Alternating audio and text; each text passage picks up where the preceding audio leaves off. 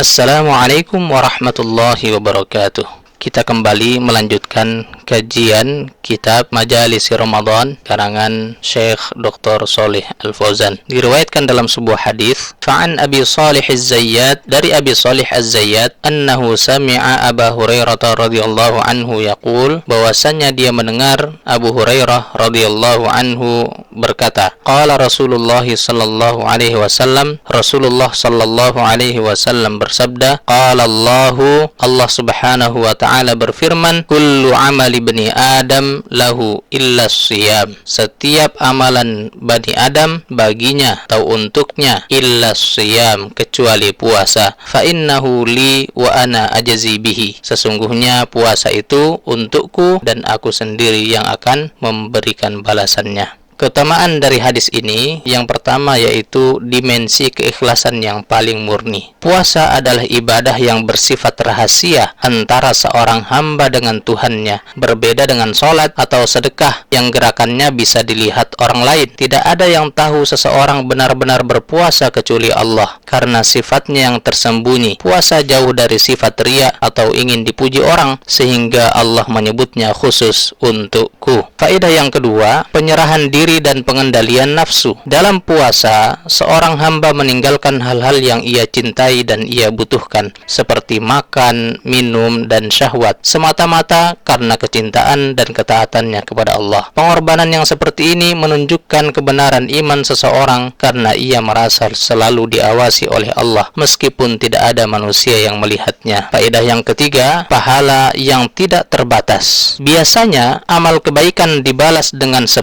kali lipat hingga 700 kali lipat. Namun untuk puasa, Allah berfirman, fa innahu li wa ana ajzi bihi, maka sesungguhnya puasa itu untukku dan aku sendiri yang akan membalasnya. Ini mengisyaratkan tentang betapa besarnya dan tidak terhingganya pahala puasa. Allah akan memberikan ganjaran secara langsung sesuai dengan kemurahannya yang tak terbatas. Ini adalah hak istimewa Allah, bahwa hanya Allah yang mengetahui kadar keikhlasan dan kesulitan yang dihadapi oleh para hambanya saat mereka berpuasa, sehingga dialah pula yang akan menentukan balasannya secara khusus. Faedah yang keempat, puasa adalah perisai dan benteng takwa. Wasyiyamu junnatun. Hadis ini juga menjelaskan bahwa puasa berfungsi sebagai tameng atau perisai dari api neraka, serta menjaga dari perbuatan buruk selama di dunia. Melalui puasa, seseorang melatih kesabaran dalam ketaatan dan menjauhi maksiat, yang merupakan jalan utama menuju derajat takwa.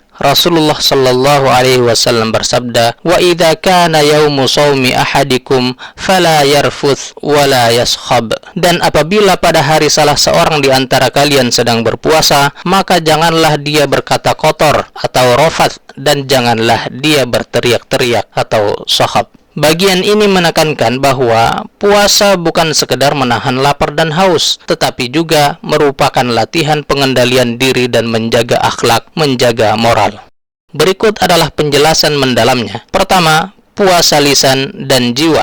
Larangan berkata kotor dan berteriak-teriak menunjukkan bahwa esensi puasa adalah menahan hawa nafsu secara total, termasuk nafsu bicara mengumbar lisan. Makanya kita dilarang untuk berkata kotor, ucapan kasar, jorok, atau cerita-cerita atau obrolan yang membangkitkan syahwat. Berteriak-teriak bikin kegaduhan yang timbul akibat amarah atau pertengkaran. Jika seseorang berpuasa perutnya, tetapi lisannya masih menyakiti dan mengganggu orang lain, maka ia kehilangan esensi dari ibadah puasanya. Kedua, strategi menghadapi provokasi.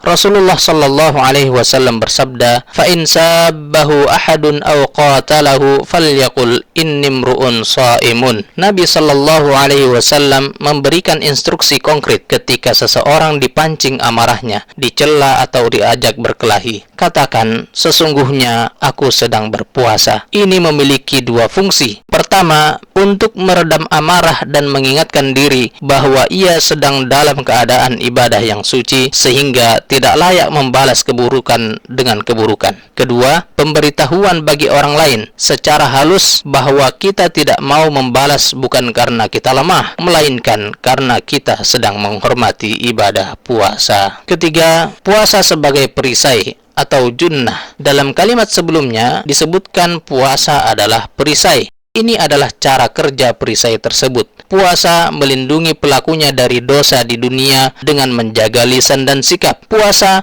melindungi pelakunya dari api neraka di akhirat karena orang yang mampu menjaga akhlaknya saat berpuasa akan mendapatkan pahala yang sempurna. Keempat, menjaga kualitas pahala. Kemaksiatan seperti bertengkar atau mencaci memang tidak membatalkan puasa secara fikih, tetapi bisa menghapuskan pahala puasa tersebut secara esensi. Tanpa penjagaan akhlak, seseorang mungkin hanya akan mendapatkan lapar dan dahaga saja. Rasulullah Shallallahu Alaihi Wasallam bersabda, "Walladzi nafsu Muhammadin biyadih, la khulufu famis shaimi atyabu indallahi min rihil misk." Kalimat ini merupakan sebuah metafora yang sangat dalam untuk menunjukkan betapa mulianya orang yang berpuasa di mata Allah. Berikut adalah poin-poin penjelasannya. Penggunaan sumpah yang agung. Kalimat walladzi nafsu Muhammadin biyadih yang artinya demi Allah yang jiwa Muhammad berada di tangannya adalah bentuk sumpah yang sering digunakan Nabi Shallallahu Alaihi Wasallam untuk menekankan bahwa apa yang akan disampaikan adalah sebuah kebenaran besar yang sangat penting dan tidak boleh diragukan. Makna potongan hadis ini, la khulufu famis shaimi atyabu indallahi min rihil misk. Secara manusiawi, bau mulut orang yang berpuasa yang muncul karena perut yang kosong mungkin terasa tidak sedap. Namun hadis ini menjelaskan bahwa karena bau mulut tersebut muncul akibat ketaatan menjalankan perintah Allah yaitu puasa, maka di sisi Allah bau itu dianggap sangat istimewa. Kasturi sebagai pembanding, minyak kasturi misk adalah wangian paling tinggi nilainya di dunia. Allah menyebut bau mulut orang berpuasa lebih harum dari kasturi untuk menggambarkan betapa besarnya keridhaan Allah terhadap hambanya. Makna atyabu indallah, makna lebih harum di sisi Allah dalam dua sudut pandang. Yang pertama, Allah memberikan pahala dan kemuliaan yang jauh lebih besar daripada keharuman kasturi yang disukai manusia. Yang kedua, kenyataan di akhirat. Sebagian ulama berpendapat bahwa di hari kiamat kelak, bau mulut orang yang berpuasa akan benar-benar berubah menjadi aroma yang lebih harum dari kasturi sebagai tanda pengenal ibadah mereka.